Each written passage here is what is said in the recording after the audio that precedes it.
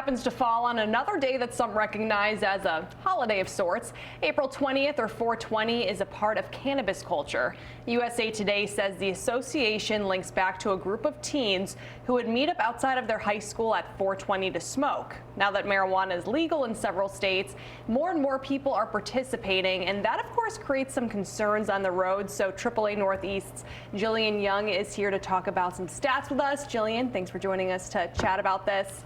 Of course. You guys did a survey on how many drivers admit to using marijuana while driving, and some of the numbers were pretty shocking, right? Yeah, so AAA surveyed 2,000 cannabis consumers, and what we found is that over half of drivers who were surveyed say that they drive within an hour of consuming cannabis, and most respondents think that they actually drive the same, if not much better, after consuming cannabis.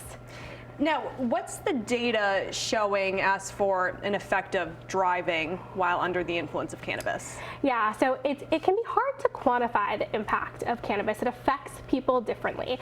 Some of the different studies that we've seen, and NHTSA did a study a few years back where they looked at drivers who were seriously injured or killed in crashes, and what they found was about a quarter of them had active THC in their system, so that's found in marijuana.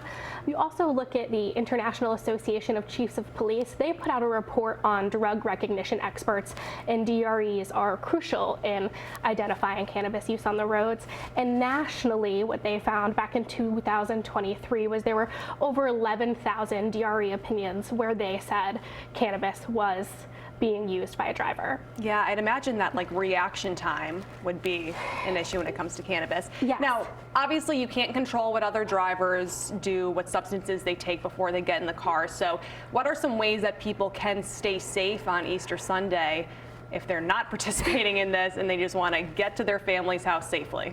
One of the best things you can do every single day of the year, anytime you get into your vehicle, is buckle up. That is our best defense against anyone on the road who might be driving erratically, speeding, distracted, or impaired. Drive the speed limit.